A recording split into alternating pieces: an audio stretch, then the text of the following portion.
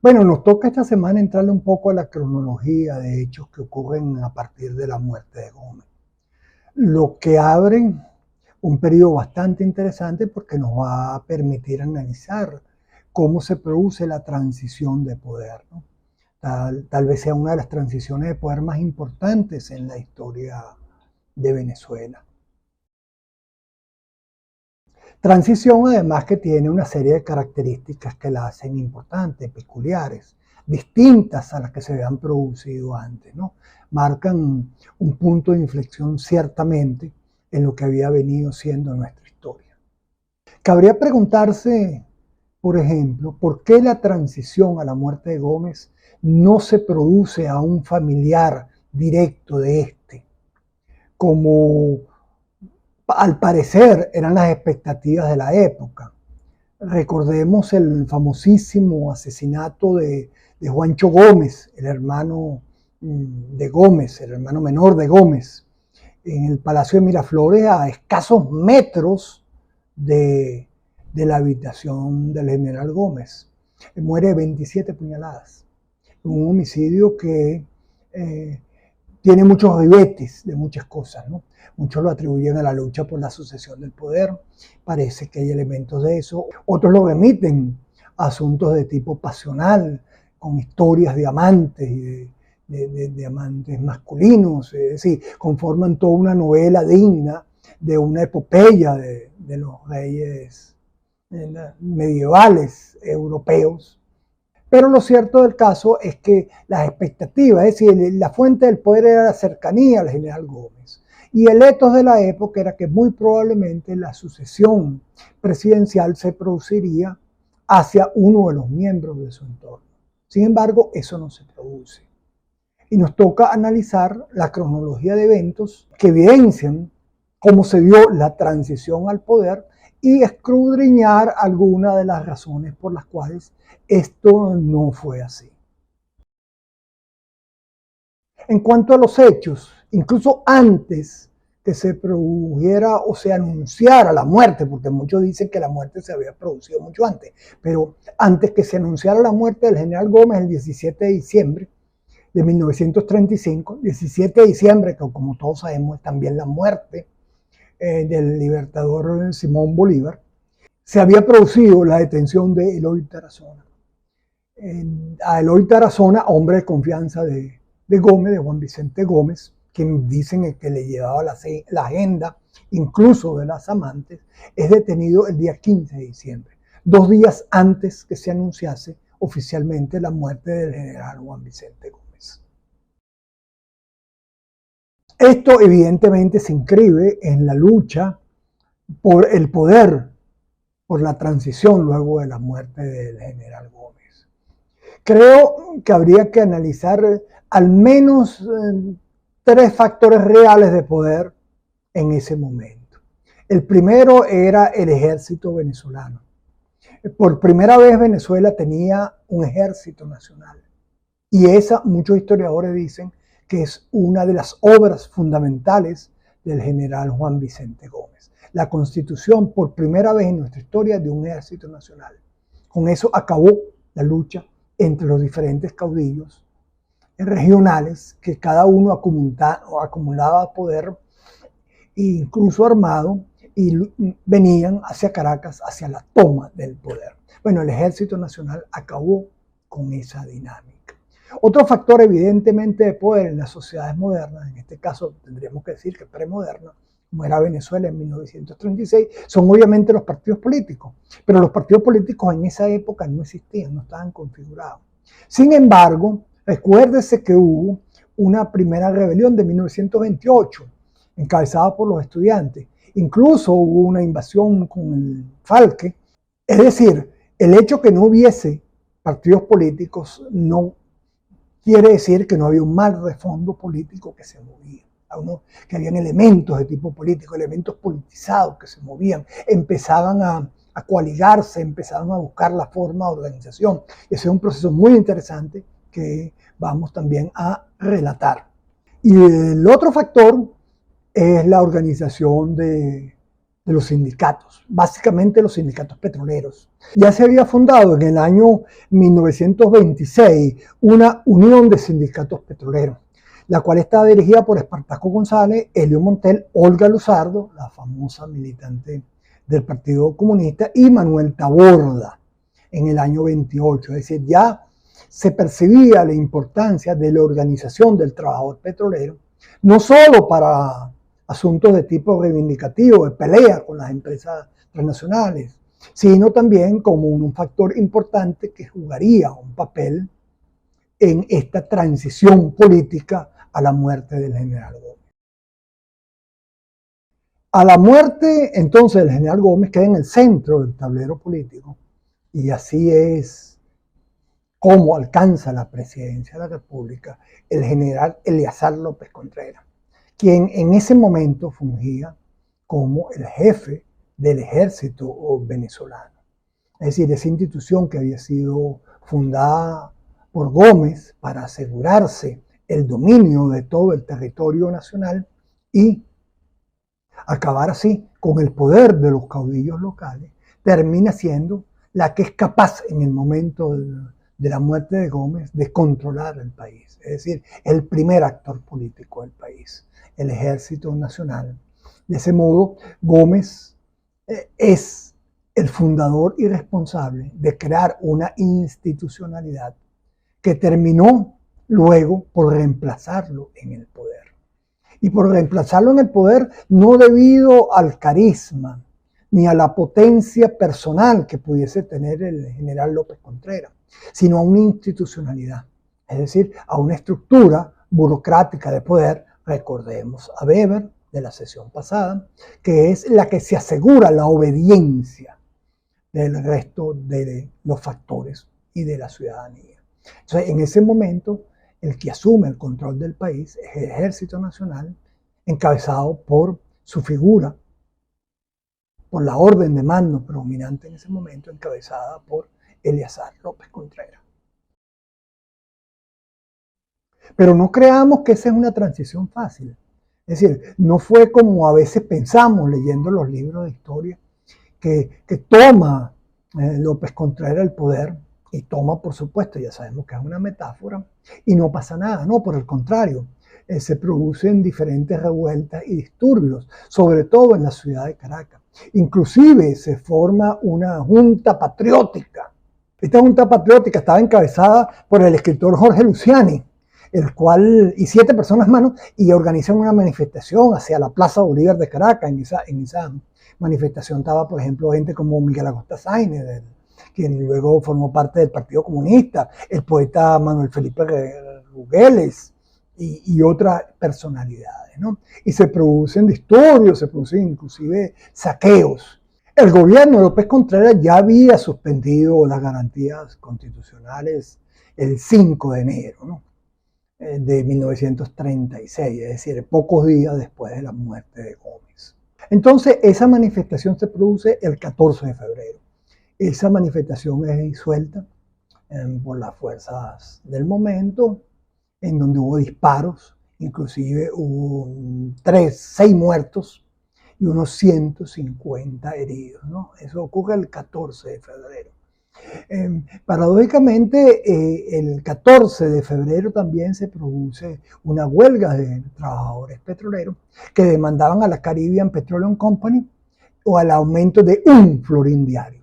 Fíjense que inclusive en ese momento se habla de florines, el aumento de florines. ¿Por qué? Porque la compañía era una compañía que estaba registrada en Curazao y tenía la concesión de explotar el petróleo en el país, ¿no? El florín diario que pedían los trabajadores petroleros a la Caribbean Petroleum Company era equivalente a 0,25 bolívares del momento. Pero la exigencia era, bueno, un florín, pero eso era equivalente a lo que llamamos después un mediecito, 0,25 céntimos de bolívar. Otra de las reivindicaciones que pedían los trabajadores petroleros en ese momento es que las órdenes se impartieran en español, no en inglés, como había venido siendo la costumbre en las empresas petroleras, ¿no? Y eso hacía que, por ejemplo, los capataces de las industrias petroleras eran muchas veces personas traídas de Trinidad de Tobago, de otras islas del Caribe, donde se hablaba el idioma inglés, y que hacían de traductor entre las órdenes que impartía la gerencia petrolera y los obreros petroleros venezolanos. Estos sucesos, estos disturbios, estas huelgas incipientes, terminan ocasionando que el 21 de febrero el general López Contreras exponga lo que se llamó el Plan de Febrero. Eso fue el 21 de febrero de 1936, el programa de febrero entonces. En este se instanciaba un poco de lo que había venido siendo la política de Gómez. Entre otras cosas, nombraba una comisión revisora de las leyes para ese momento, instrumentaba un plan de higiene y asistencia social, un plan de inmigración y poblamiento del territorio nacional. Comenzaron las revisiones a la política fiscal tributaria hacia las empresas petroleras, creó el Banco Central de Venezuela en ese momento, ¿no? Y empezó a tomar ciertas medidas de carácter proteccionista, ya diríamos hoy día, ¿no? Para proteger un poco al incipiente comercio nacional que se producía, ¿no? Un poco opuesta a la liberalización externa del comercio sin restricciones que tenía Juan Vicente Gómez, ¿no? De ese modo, la política de López Contreras trató de marcar diferencias con lo que venía siendo la política de Gómez. Incluso como producto de esos eventos, de esos sucesos, de esos disturbios de febrero, una de las cosas que hace López Contreras es restituir las garantías constitucionales que estaban suspendidas, ¿no? Donde marca distancia con ciertas políticas del gomecismo y permite ciertas libertades para que los grupos políticos puedan comenzar a organizarse. Ahí empieza pues este movimiento, este acercamiento entre diferentes personalidades que estaban en la lucha política, la mayoría de ellos provenientes de lo que se llama la generación del 28, que eran estudiantes. En Betancourt, por ejemplo, regresa al país, comienza a reunirse Betancourt con Salvador de la Plaza y con Fuenmayor para constituir un comité organizador del Partido Comunista en Venezuela. Eso en febrero se dan ciertas reuniones, luego pero Betancourt meses después, hacia el mes de abril, mayo, se deslinda fundamentalmente por la política internacional. Eso lo vamos a ver en detalle en un momento. De modo pues que la muerte de Gómez marca una ruptura con la forma como se había venido produciendo la política hasta ese momento, ¿no? Tal como lo señala Daniel Levine, citado por Fernando Coronil, y leo textual: el aspecto más notable de los cambios políticos producidos tras la muerte de Gómez es precisamente el crecimiento de organizaciones con una amplia base social, sindicatos, ligas cívicas, partidos políticos, etc. Aunque estos grupos eran fundados y dirigidos usualmente por los exilados de la generación del 28 que regresaban al país, en general las organizaciones tenían un alcance más general y su membresía no se limitaba a los estudiantes. Los estudiantes que habían sido exilados como grupo de poder terminaron saliendo a la escena. Fueron los que catalizaron la organización partidaria, pero nunca volvió en ese periodo a tener el movimiento estudiantil un papel protagónico. A partir de 1936, el protagonismo pasó a aquellas organizaciones que podían organizar a las masas. Es decir, era tratando un poco de superar la situación que describía Betancourt como unos intelectuales sin masas y unas masas sin proyecto. En ese sentido, empieza ya a perfilarse, son los albores pues, de algo que podemos llamar un proyecto alternativo. Como bien nos lo señala Juan Carlos Rey, en la mayoría de la oposición a Gómez, generalmente en el exilio, no fue capaz de desarrollar un proyecto coherente que contemplara la reorganización del orden sociopolítico del país mediante la movilización de masas, hasta entonces pasiva, y su integración a la nación, tanto desde el punto de vista de su integración política como económica y social. Pues frente al gomecismo, lo único que ofrecían era la vuelta de la vieja política y a los políticos tradicionales. Esto apunta hacia un elemento importantísimo como lección, que no es suficiente para provocar un cambio político el descontento genérico.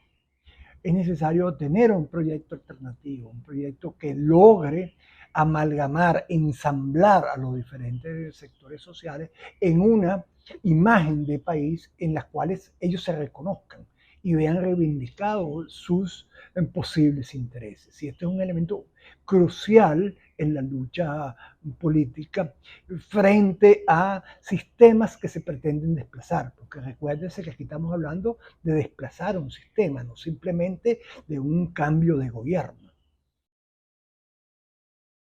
Bueno, aquí les presentamos lo que pudiéramos llamar un primer mapa de la prehistoria de los partidos políticos venezolanos, ¿no? De cómo se empezaron a conformar estas organizaciones que pretendían generar partidos políticos, ya no cohesionados simplemente por un malestar general, sino partidos ensamblados con programa, con militancia, con disciplina partidista.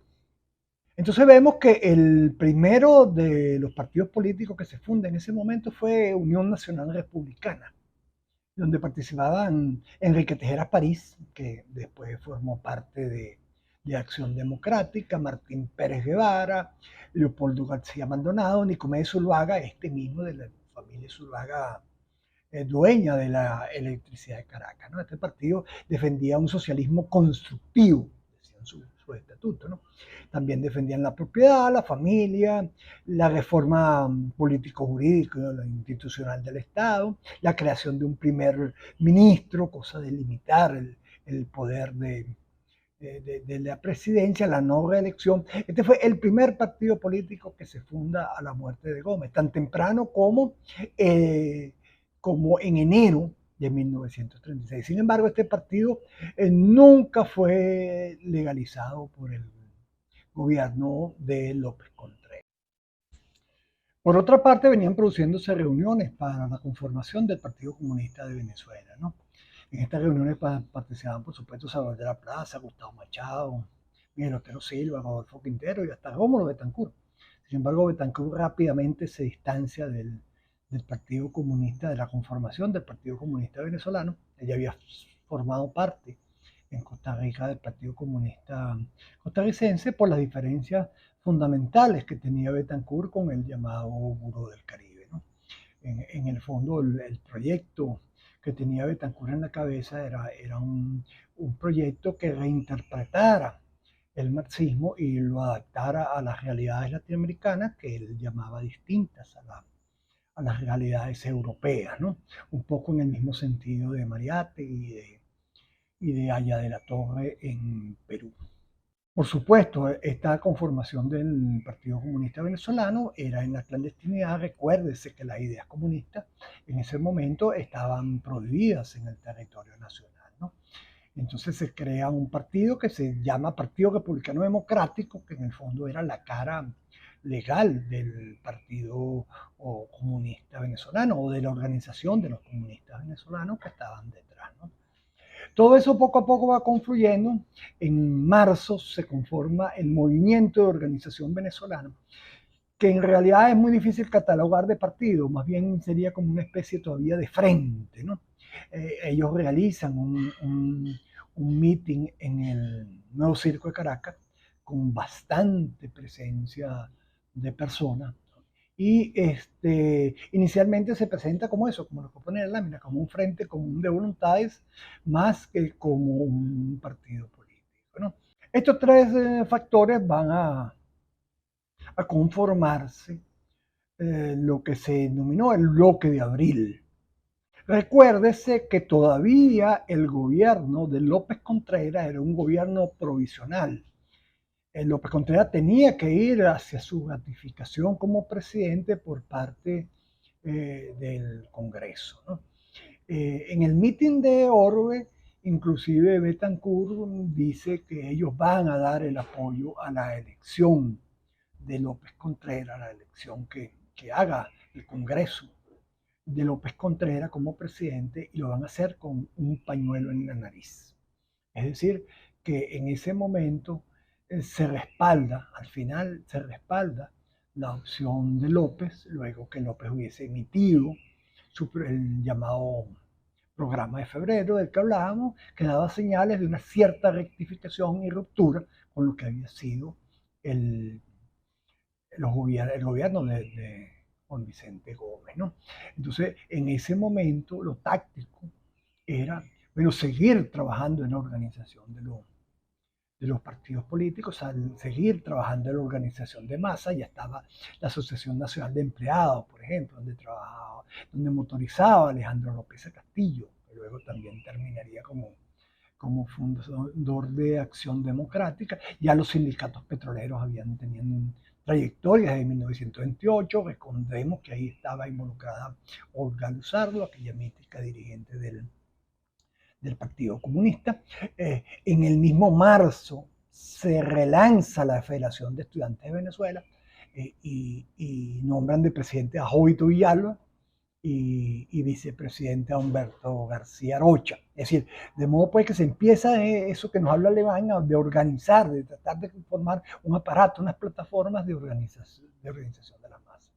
En ese contexto se valora la apertura que da López Contreras y se respalda su elección por parte del Congreso de la República como presidente. De modo pues, ahí se empiezan a marcar los terrenos. También habían la conformación de partidos de corte más liberal. Poco se habla de esto, que puede ser la prehistoria de la derecha venezolana, del movimiento liberal venezolano, ¿no? Tenemos una Unión Nacional, que fue el primer partido que trata de organizarse de sectores del pensamiento liberal, del pensamiento de derecha. Eso fue el 10 de marzo. Fíjense que coincide básicamente la organización de los partidos por esa fecha, ¿no? Moviéndose todo hacia marzo, que era la fecha en la cual se debía reelegir o confirmar a López Contreras como presidente. También se crea un gran partido liberal, por supuesto, que tenía como bandera el enfrentamiento al comunismo, y el gobierno comienza a organizar un partido en apoyo, pues, directo a López Contreras. Pues se crea la Acción Nacional Pública, que estaba fundamentalmente basada en empleados públicos. Más tarde López Contreras crea lo que se llamaban las cívicas bolivarianas, agrupaciones cívicas bolivarianas. López Contreras tenía cierta idea de denominar a su movimiento partido, por aquella frase de Bolívar, de cuando cesen los partidos y se consolide la unión. Entonces él prefería esta idea de una unión nacional, donde pudiesen convivir lo cívico y lo militar, toda la trayectoria militar. Bueno, recuerden que eran militares.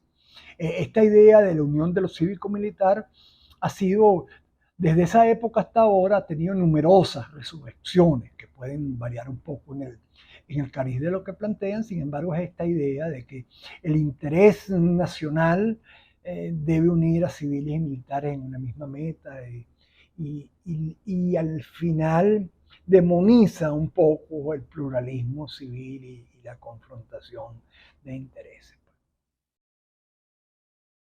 Entonces, fíjense, López Contreras es reelegido no, es confirmado por el Congreso, y solamente un año más tarde son ilegalizados todos estos partidos. El 3 de febrero del 1937, por decreto ejecutivo de la Presidencia de la República, se ordena la disolución de los partidos ORBE, PRP, BND, Federación de Estudiantes de Venezuela, y de todas las organizaciones sindicales de izquierda.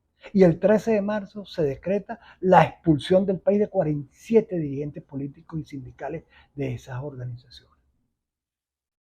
Entonces, a partir de ahí, las condiciones en que tuvieron que operar los nuevos partidos fueron mucho más difíciles. Ahí terminan los partidos confluyendo, como muestra la lámina, en el Partido Democrático Nacional, el PDN, termina constituyendo el gran partido que agrupa la mayor parte de lo que habían sido esos incipientes partidos, y es el que va luego a terminar dando origen a Acción Democrática. Entonces ahí ya tenemos como tres campos claramente definidos. Un primer campo, lo que viene del movimiento comunista internacional. Otro segundo campo, que es esta alianza todavía de sectores medios que se expresan en el Partido Democrático Nacional, de sectores medios que buscan alianzas con sectores campesinos y con sectores del proletariado urbano, el famoso pluriclasismo, que luego formaría Acción Democrática, que no significa que es una alianza de todas las clases, sino una alianza de clases similares o de clases que pueden formar un frente común en función de sus intereses, y una tercera vertiente que es el pensamiento que en ese momento era de derecha, que une el pensamiento de corte más liberal con lo que había venido siendo la tradición de gobierno en Venezuela expresada por López Contreras y posteriormente por el general Medina Angarita.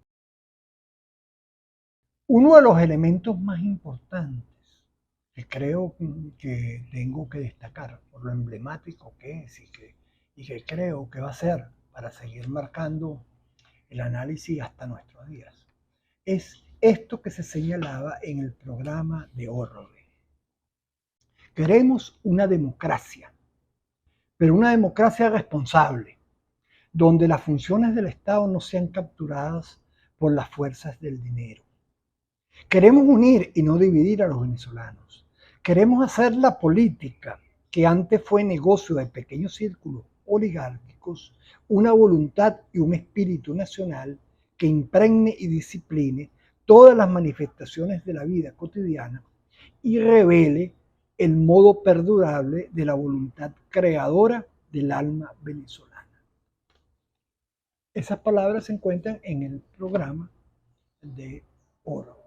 Creo que comienzan a indicar una tensión que desde mi perspectiva es constante desde el año 36 hasta ahora, que es la tensión entre el movimiento modernizador, entre el ritmo que debe imprimírsele a este y el proceso democratizador y la profundidad que este debe alcanzar.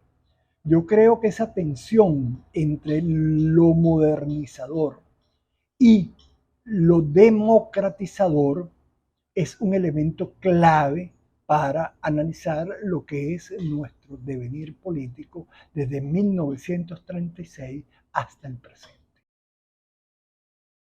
De modo pues, quedémonos con esa idea central para cerrar esta sesión de tipo cronológico analítica. Es decir, la tensión entre la modernización y la gestión de la modernización y el proceso democratizador. Vamos a empezar a ver los diferentes escarceos, los conflictos que esto ocasiona. Pero eso será, por supuesto, en las sucesivas sesiones de este seminario. Les agradezco como siempre su atención a las personas que pueden ver estos videos.